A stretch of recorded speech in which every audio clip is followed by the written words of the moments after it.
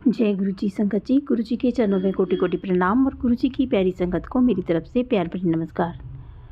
संगत जी, कभी कभी ऐसा होता है कि हमारा जो टाइम होता है वो बहुत ही मुश्किल दौर में गुजर रहा होता है, तो हमें कुछ समझ में नहीं आता कि हम क्या करें। तो संगत जी, सबसे पहले तो आप ये बात समझें कि मुश्किल जो होती है, मुश्किल समय जो होता है वो अस्थाई होता है और हमें कुछ सिखाने के लिए आता है। ये आप मत भूलें कि कोई भी हमारे ऊपर जो टाइम आता है मुश्किल भरा, या हम किसी मुसीबत में फंस जाते हैं, तो वो हमेशा हमें कुछ ना कुछ सिखा कर जाता है। और ये भी याद रखें कि गुरुजी हमेशा हमारे साथ हैं और हमें इस समय से निकलने का रास्ता ज़रूर देंगे। और गुरुजी तो कहते भी हैं कि मैं हमेशा तुम्हारे साथ हूँ, बस धैर्य रखो और मुझ पर भरोसा रखो। जब परिस्थितियाँ विपरीत होती हैं तो सत्संग सुने, गुरुजी का नाम जपें, उनकी कृपा पर भरोसा रखें। बुरा वक्त आपको तोड़ने नहीं बल्कि आपको मजबूत बनाने के लिए आता है। कोई नई चीज़ें सीखें, खुद को अच्छे कामों में लगाएं और अच्छे लोगों के साथ अपना टाइम जो है स्पेंड करें। गुरुजी के स्वरूप के सामने बैठ जाएं।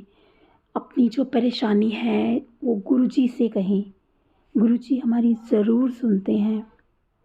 रोज़ गुरुजी का शुक्राना करो। परिस्थिति चाहे कैसी भी हो, हम जिंदा तो हैं ना। हमें भगवान ने अगला दिन दिखाया है। जिस पल में हम रह रहे हैं वो भी भगवान का एक शुक्राना होता है कि भगवान जी, आपका बहुत बहुत शुक्रिया कि मैं हूँ। उसके लिए गुरुजी को धन्यवाद करें। सही सही समय ज़रूर आएगा, बस हमें चलते रहना है। अगर मुश्किलें हैं तो समझ लें कि गुरुजी आपको और भी मजबूत बना रहे हैं। बुरे लोगों से बचें, बुरी आदतों से बचें। दुखी कभी कभी हम ऐसा होता है कि हम लोग कभी कभी गलत रास्ते चुन लेते हैं और जो कि हमारी तकलीफ़ों को और भी ज़्यादा बढ़ाते हैं। लेकिन याद रखना संगत जी, गुरु जी का नाम, गुरु जी का स्मरण ही हमारा असली सहारा है। बुरा वक्त भगवान की ओर जाने का संकेत होता है। अगर हम इस समय में मजबूत बने रहेंगे तो आने वाला समय हमारा बहुत सुंदर होगा। गुरु जी हमेशा आप हमारे साथ होते हैं। आप बस भरोसा बनाए रखें, विश्वास बनाए रखें। तो संगत जी, चलिए सुनते हैं हम आज का सत्संग। लेकिन इससे पहले आप गुरु जी के चरणों में जो भी अपना लाइक और सब्सक्राइब शेयर करेगा, गुरु जी उसकी हर मनोकामना पूर्ण करेंगे। तो चलिए सुनते हैं आज का सत्संग। जय गुरु जी संगत जी, जय गुरु जी, जय गुरु जी। संगत जी, मैं अपना सत्संग शुक्राना गुरुपा के मंत्र से करना चाहूँगी। ओम नमः शिवाय, शिव जी सदा सहाय। ओम नमः शिवाय, गुरु जी सदा सहाय। ओम नमः शिवाय, शिव जी सदा सहाय। ओम नमः शिवाय, गुरु जी सदा सहाय। संगत जी, मैं शुक्राना, जब मैं गुरुपा से जुड़ी थी वहाँ से अपना सत्संग सुनाना शुरू करती हूँ। जब मैं गुरुपा से जुड़ी थी 2024 17 सितंबर से, ये मैं गुरुपा से अपनी बहन के थ्रू जुड़ी हूँ, क्योंकि उस दिन मेरी बहन गुरुपा के मंदिर जा रही थी जो सेक्टर 8 में है गुरुपा जी का मंदिर। वहाँ सत्संग अंकल जी सत्संग करते हैं, तो वहाँ पे सब आते हैं। तो उसको वहाँ प्रसाद चढ़ाने जाना था। तो उसने मेरे को बोला था कि गुरु जी के जाना है मुझे ना प्रसाद चढ़ाने, तो तू गुरु जी के लिए ना मिठाई ले आइयो, जो मैं तेरे से मंगा रही हूँ मिठाई ले आइयो। मैंने कहा ठीक है, मैं ले आऊँगी। तो संगत जी, उसने मेरे से भी बोला कि तू भी चलियो। तो वैसे तो मैं गुरु जी को नहीं मानती थी, किसी भी गुरु जी को नहीं मानती थी संगत जी मैं, मगर फिर भी क्योंकि मैंने भोले बाबा को माना है शुरू से, तो मैं उन्हीं की पूजा करती हुई आई थी। बट मुझे नहीं पता था गुरुपा भी भोले भोले के स्वरूप में ही उनको पूजते हैं। तो फिर ऐसा हुआ संगत जी, तो मिठाई लेके मैं अपने सिस्टर के घर चले गई। जब मैं उसके घर गई फिर हम वहाँ से सब निकल लिए थे सेक्टर 8 के लिए। तो वहाँ पे गुरुजी का मंदिर है, तो हम वहाँ पहुँचे। तो वहाँ जैसे कि हम पहुँचे गुरुद्वारे, तो हमने मत्था टेका और मत्था टेक के हम बैठ गए। तो मेरे अंदर थोड़ी सी फीलिंग ये आ रही थी कि ये गुरुजी हैं, इनको मानते हैं, ये तो इंसान के रूप में है, इनको क्यों मानते हैं। मगर सॉरी गुरुजी, सॉरी सत्संग जी, मेरे अंदर ऐसी फीलिंग आई, मैं वो बता रही हूँ। तो मैंने देखा, मगर बहुत अच्छा सजा रखा था गुलाबों से, मुझे बहुत अच्छा लगा वैसे देख के। तो फिर क्या हुआ, मैं ना उनके स्वरूप को देख रही थी। तो उनको देखते ही देखते देखते पता नहीं क्या हुआ, मेरे को खुद ही नहीं समझ आ रहा था। मैं बहुत गौर से देखे जा रही थी और पता नहीं मुझे क्या हुआ, जैसे ही मैं उनको देखे जा रही थी मेरे आँखों में से ना बहुत आंसू निकल रहे थे, बहुत आंसू निकल रहे थे। और मुझे ना बहुत अजीब भी लग रहा था संगत जी कि मेरे आंसू क्यों निकल रहे, कुछ ऐसी बात भी नहीं थी, पता नहीं ऐसा क्यों हो रहा था, बट मुझे समझ नहीं आया। सब वहाँ बैठ के गुरुजी के जो भजन होते हैं वो सुन रहे थे, तो मुझे कुछ समझ नहीं आया ये ऐसा क्यों हो रहा था। फिर आरती भी हुई थी, आरती भी ली मैंने। फिर आरती लेके हम वहाँ से आ गए। तो संगत जी जो वहाँ से आ गए, मुझे खुद पता ही नहीं चला कि मैं कब गुरुपा से जुड़ गई। उसके लिए अनंत अनंत शुक्राना गुरुपा। और उसके बाद से फिर मैं खुद सत्संग जाने लग गई गुरुजी के। और उससे पहले मेरी सिस्टर मुझे बोलती थी, तू ना गुरुजी को मान, बहुत शांति मिलती है और तू जो उनसे मांगेगी ना वो मिल जाता है। तो मेरे से बोलती थी वो पहले, बट मुझे नहीं पता था कि कहते हैं ना जब गुरुपा को जोड़ना होता है वो खुद जोड़ लेते हैं। तो गुरुपा जी ने मेरे को उसी दिन जोड़ लिया था अपने आप से, तो उसके लिए अनंत अनंत शुक्राना। फिर उसके बाद क्या हुआ कि मैंने सुना है ना कि गुरुपा अपनी ब्लेसिंग देते हैं, फूलों की खुशबू से एहसास दिलाते हैं या तितली के रूप में दर्शन देते हैं। तो क्या हुआ संगत जी, जब मैं ना बाहर जा रही थी ना, अचानक से ना मुझे इतनी तेज़ की गुलाब की खुशबू आई। तो मैंने कहा ये गुलाब की खुशबू क्यों आ रही है। तब फिर मुझे बाद में एहसास हुआ बहुत देर बाद कि हाँ, उन्होंने गुरुपा ना ब्लेसिंग देते हैं। तो मुझे बहुत अच्छा लगा, मुझे कई बार ब्लेसिंग करा गुरुपा ने फूलों के गुलाब से, और मुझे बहुत अच्छा लगा। धीरे धीरे मैं ऐसे जुड़ गई ना, अब ऐसे लगता है गुरुपा मेरे संगत जी मेरे पापा मम्मी नहीं है, मैं गुरुपा को ही अपने पापा मम्मी मानती हूँ। तो अब जो है वो सब कुछ है मेरे, मैं उन्हीं से सारी बात शेयर करती हूँ और वो मेरी बात सुनते भी हैं। मुझे बहुत अच्छा लगता है, गुरुपा ने मुझे अपने आप से जोड़ लिया, मैं खूब बहुत खुश नसीब हूँ संगत जी।